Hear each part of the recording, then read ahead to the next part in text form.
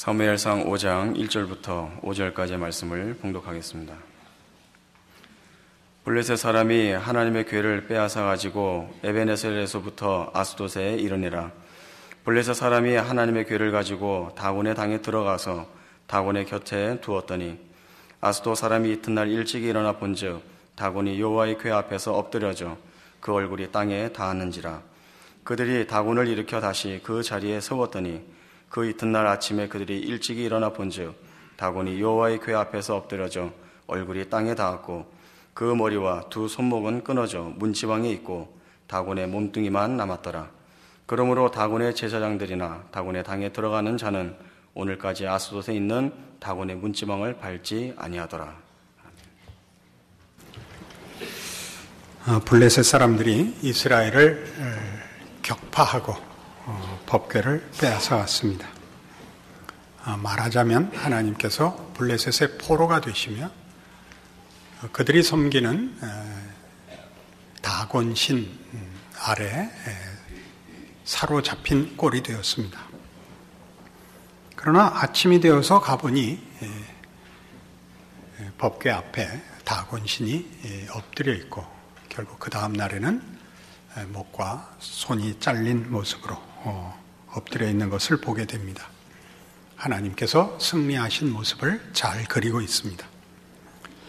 그러나 문제는 왜 하나님은 하나님의 하나님 되심을 이스라엘과 함께하여 블레셋을 전쟁에서 이기는 식으로 하시지 않고 이스라엘을 패배시키고 그래서 당신이 포로가 되어 가시는 이런 수모를 겪으신 후에 적진에서 승리를 다시 이렇게 역전시켜서 만들어내시는가 우리로 생각하게 합니다.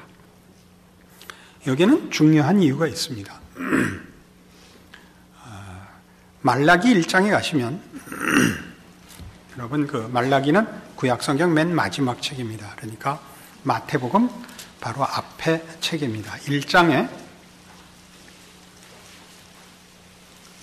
11절 만군의 여호와가 이르노라 해 뜨는 곳에서부터 해 지는 곳까지의 이방 민족 중에서 내 이름이 크게 될 것이라.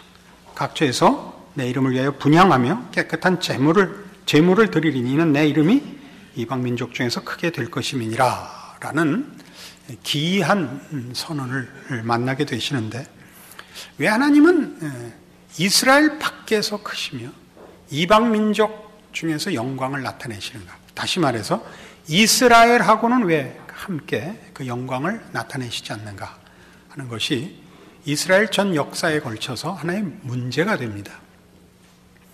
하나님이 특별히 선민으로 뽑고 그들의 하나님이 되기로 약속한 이스라엘은 역사적으로 볼 때 결국 그 신앙에 있어서 실패하여 바벨론 포로가 되는 것으로 끝이 나는 셈입니다. 물론 회복되어 오고 예수님 오실 당시에는 로마의 속국이 되어 있기는 해도 그 나라를 다시 찾지만 이스라엘의 중요한 의미로서의 역사적 내용은 바벨론 포로에서 즉 실패로 마치고 맙니다. 하나님께서 이스라엘의 하나님이 되기로 하셨고 이스라엘을 자기 백성으로 삼았는데 왜 저들과 함께하는 일에서 실패하시고 이스라엘 밖에서 또는 다른 편으로 이방 민족과 함께 당신의 영광을 선포하시는가? 오늘 우리 이 사무엘상 5장 내용에서도 이스라엘의 하나님으로서 그의 백성 이스라엘을 전쟁에서 이기게 하는 일은 안 하시고 저들을 실패케 하시고 사로잡혀간 곳에서 남의 땅 적국 그것도 그들이 섬기는 거짓된 신 우상 다곤의 신전에서 그의 승리를 일궈내시는가 하는 것입니다. 여기는 이런 중요한 문제가 있습니다. 이스라엘의 실패에 중요한 핵심되는 내용들에 대한 교훈은 이겁니다. 하나님은 종교라는 이름으로 신앙이라는 이름으로 조종할 수 있는 대상이 아니다 하는 것입니다. 이스라엘의 실패는 저들이 하나님을 자신들의 신으로 섬기고 있고 그 뜻을 잘 따르고 있다라는 확신 속에서 일어납니다. 우리가 앞에서 살펴본 대로 하나님이 함께 하시는 나라이기 때문에 당연히 이길 것으로 생각했다가 첫 전투에서 패배했을 때 하나님의 임재를 분명히 하기 위해서 법궤를 모셔왔습니다. 그리고 이제 하나님이 우리 진중에 들어왔으니까 당연히 이길 것이라고 생각했다가 패배한 것이 본문의 중요한 배경입니다. 하나님이 이스라엘 백성의 이런 신앙과 이런 식의 확신에 대하여 찬물을 끼얹는 것은 거기 중대한 기독교 신앙의 오해가 있기 때문입니다. 그것이 뭐냐? 이스라엘이 가졌던 확신은 저들이 가진 예배의식, 제사제도, 율법, 할례 이런 것들입니다. 즉 하나님은 이스라엘 밖에서 하나님의 전도 아니며 하나님을 알지도 못하며 하나님을 섬기는 제사제도도 없으며 하나님을 위한 제단도 없으며 섬기는 법도를 인도하는 제사장도 없는 곳에서 승리하심으로 이스라엘 백성에게 이렇게 얘기하는 것입니다. 너희들이 가진 제사제도나 무슨 예배의 방법이나 너희가 확신하는 여러 수단과 그런 제도들이 나를 올가맬 수 있다고 생각하지 마라. 나를 구속할 수 있다고 생각하지 마라. 다른 의미로 얘기하자면 하나님을 그런 것들로 조작하고 조종할 수 있다고 생각지 마라. 이것이 가장 중요한 지적입니다. 우리는 성경 내내 이런 사실은 하나님 되심에 대한 이스라엘의 오해와 실패를 구약에서 보게 됩니다. 그리고 그것이야말로 기독교 신자들이 꼭 확인하고 분명히 해야 되는 기독교 신앙의 첫 번째 근거입니다. 출애굽기 3장에 가시면 우리는 이미 모세가 처음 하나님 앞에 부름을 받았을 때 이 문제를 가지고 씨름했던 장면을 만납니다. 구약성경 85페이지 출애굽기 3장 13절입니다. 모세가 하나님께 고하되 내가 이스라엘 자손에게 가서 이르기를 너희 조상의 하나님이 나를 너희에게 보내셨다 하면 그들이 내게 묻기를 그의 이름이 무엇이냐 하리니 내가 무엇이라고 그들에게 말하리이까. 하나님이 모세에게 이르시되 나는 스스로 있는 자니라. 또 이르시되 너는 이스라엘 자손에게 이같이 이르기를 스스로 있는 자가 나를 너희에게 보내셨다 하라 라고 말합니다. 여긴 많은 의미가 있습니다. 우선 모세의 불만과 의문이 있습니다. 왜 하나님은 자신이 소원하고 헌신했을 때는 응답하시지 않다가 이제 그가 40세에 열심을 부렸을 때 바로의 왕자였을 때는 응답하시지 않았다가 미디안 광야에서 망명생활을 40년이나 하고 80세가 된 이 노인네 때 자기를 부르시는가라는 강한 의심과 불만이 여기 배어 있습니다. 하나님은 도대체 어떤 분이십니까? 우리가 이해하도록 하죠. 왜 일을 이런 식으로 하십니까? 라는 불만이 여기 내재되어 있는 거죠.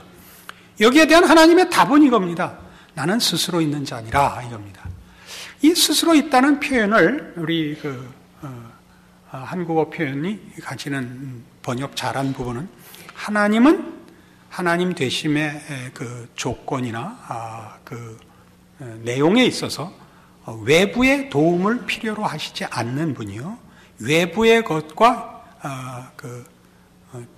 하나님의 하나님 되심이 그 존재로서 능력으로서 연결되어 있지 않음을 말합니다. 여기서 연결되어 있지 않다는 건 의존적이지 않다는 의미입니다. 하나님은 스스로 자존하시고 자족하시고 충만하신 분입니다.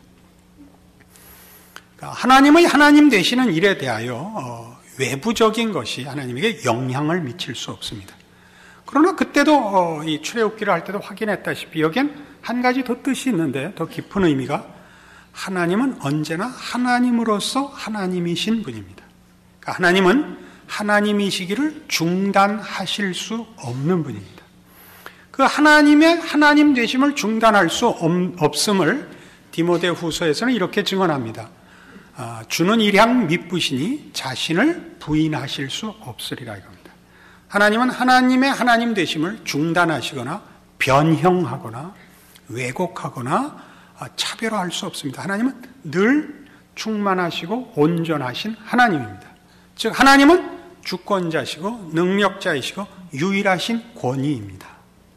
그러니까 이 하나님은 먼저 뜻을 가지며 계획하시며 그 방법을 정하시며 내용을 만드시는 분입니다.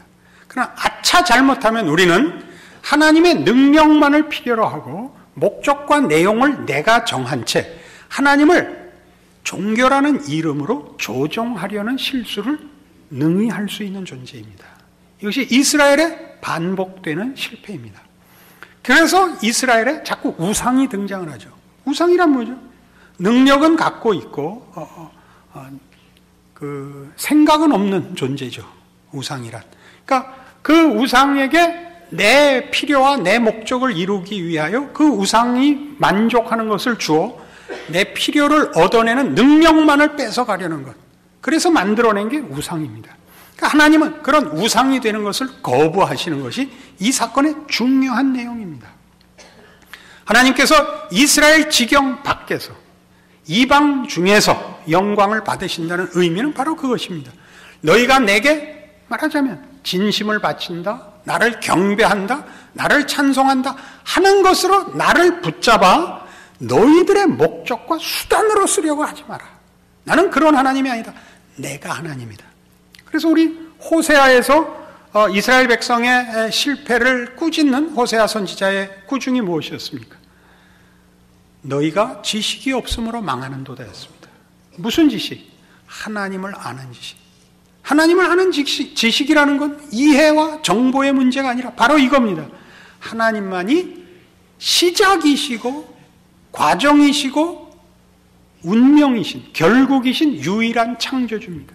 그가 정하는 겁니다. 그러나 우리는 내가 정하고 내가 만들고 내가 욕심낸 것을 얻는 방법으로만 하나님을 자꾸 쓰려고 합니다. 그 문제에 대한 하나님의 꾸중이요, 말하자면 이스라엘에 대한 책망입니다.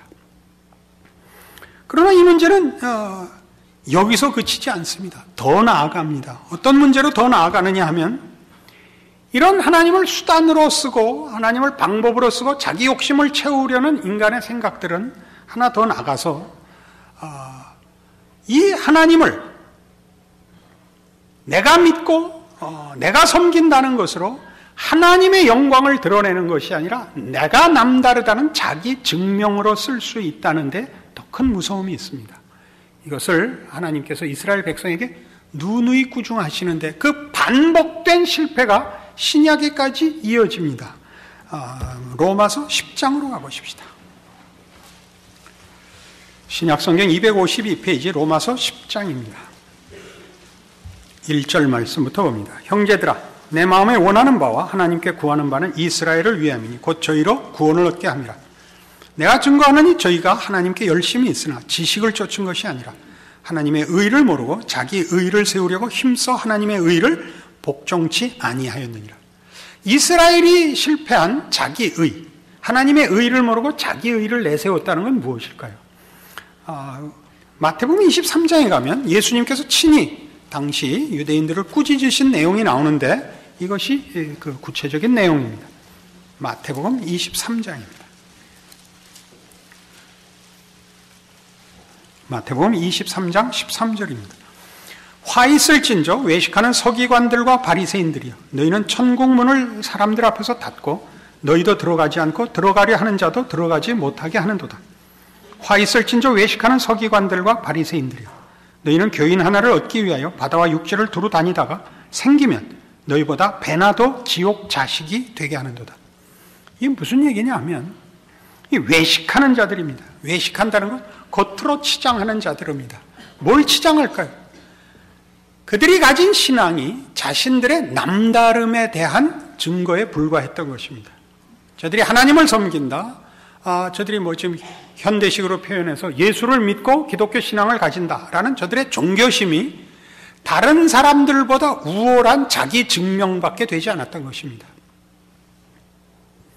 하나님은 유일하신 하나님이시며 우리에 대해서 은혜를 베푸시는, 우리를 사랑하시는 하나님이십니다. 그러니까 기독교 신앙이라는 것은 하나님이 시작이고 이유고 처음이고 마지막이고 운명이고 그러신 능력자이시면서 우리를 사랑하시는 은혜의 아버지라는 사실 속에 근거하고 있습니다. 하나님의 전능하심과 하나님의 은혜로우심 때문에 기독교 신앙이 서 있는데, 하나님의 전능성, 그의 주인 되심도 외면하고 또 하나님 앞에 은혜를 구해야 된다는 사실을 놓고 하나님과의 관계가 내가 남다르다는 것에 대한 증명에 불과하다면 기독교 신앙은 설 자리가 없고 하나님은 하나님 자리를 잃게 됩니다. 이것은 가장 큰 문제입니다. 그러니까 뭐라 그래요? 너희가 천국문을 닫고 너희도 안 들어가고죠. 너희도 안 들어가고. 왜요? 천국은 예수 그리스도 안에 있는 하나님의 은혜와 긍휼로 들어갑니다. 그러나 이들은 이 신앙이라는 것이, 종교라는 것이 자기의 남다른 증거이죠. 이것은 기독교 신앙의 아주 큰 시험거리들입니다. 늘 신자들이 가지는 신앙상의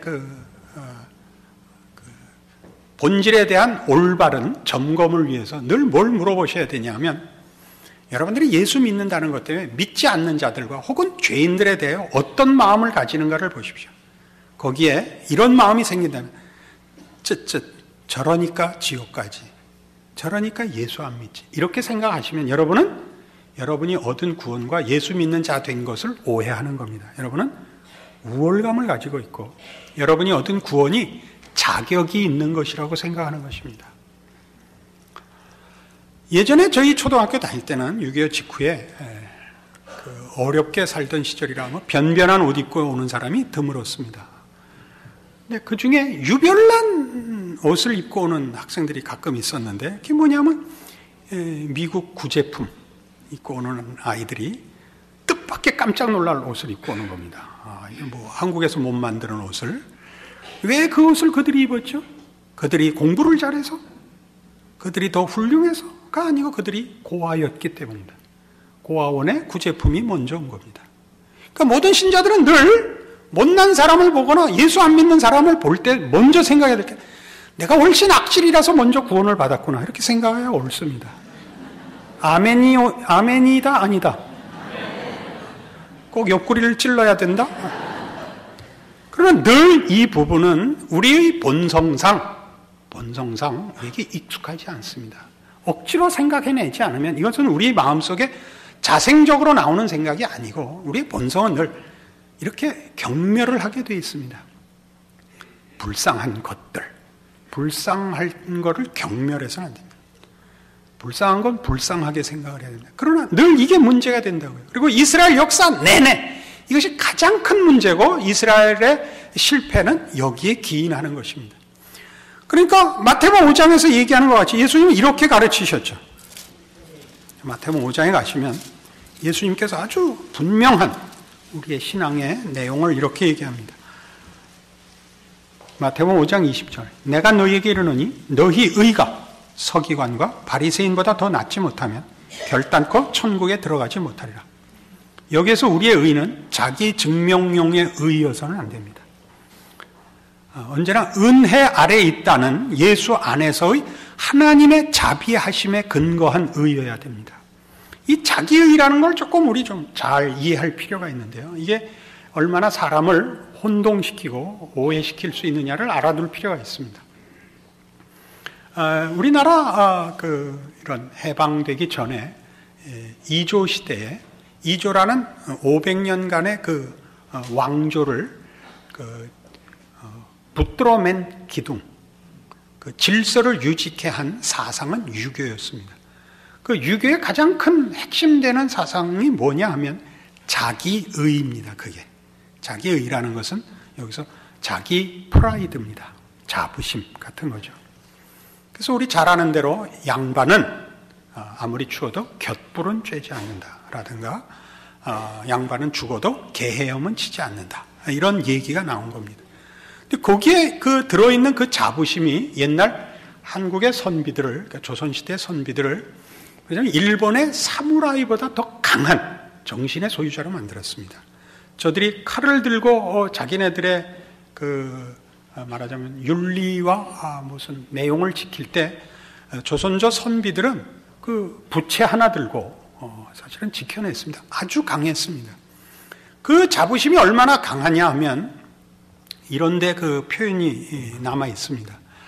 6.25 이후에 한국 사회에 욕이 굉장히 발전했죠. 그 이북 사람들을 통해서 그 욕이 굉장히 거칠어지고 표현이 많이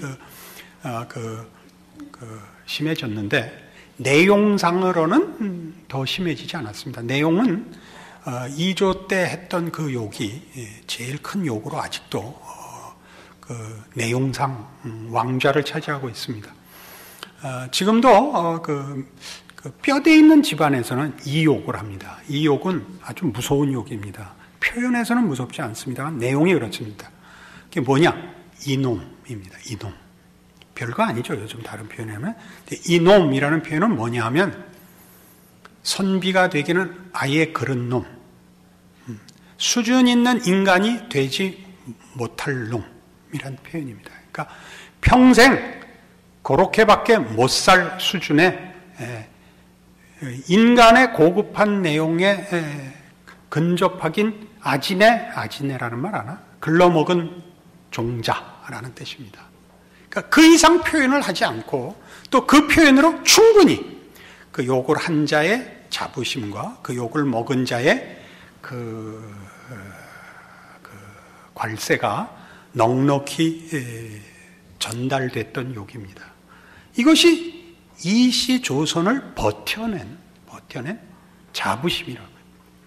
이스라엘은 말하자면 하나님을 모신다는 걸 이런 식으로밖에는 이해를 못했고, 그것이 통렬하게 하나님으로부터 꾸중을 받아서 이스라엘은 지금 사무엘상에서는 블레셋에게 이 곤욕을 치르고 있고, 그리고 결과적으로 바벨론 포로를 당하고, 그리고 예수님이 오셔서 죽으셔야 했던 그런 내용의 일입니다. 따라서 우리는 이 문제에 대해서는 정말 분명하게 해야 합니다. 무엇에 대해서? 하나님과 우리 사이에 신앙이라는 것, 하나님을 하나님이라고 부르고 하나님의 자녀라고 스스로를 인정하는 신앙 고백과 내용에 대한 이해는 하나님과 우리의 관계가 공로나 조건에 의해서 성립되어 있지 않다는 걸 알아야 됩니다. 내가 하나님 앞에 나올 자격이 있고 하나님 앞에 무엇을 요구할 조건이 있다고 생각해서는 기독교 신앙은 존재하지 않습니다. 그건 언제나 은혜 위에만 있습니다. 우리는 대표적인 예로 로마서 5장을 들 수 있습니다. 로마서 5장 6절, 245페이지 신약성경입니다. 우리가 아직 연약할 때 기약대로 그리스도께서 경건치 않은 자를 위하여 죽으셨도다. 의인을 위하여 죽는 자가 쉽지 않고 선인을 위하여 용감히 죽는 자가 혹 있거니와, 우리가 아직 죄인 되었을 때 그리스도께서 우리를 위하여 죽으심으로 하나님께서 우리에게 대한 자기의 사랑을 확증하셨느니라.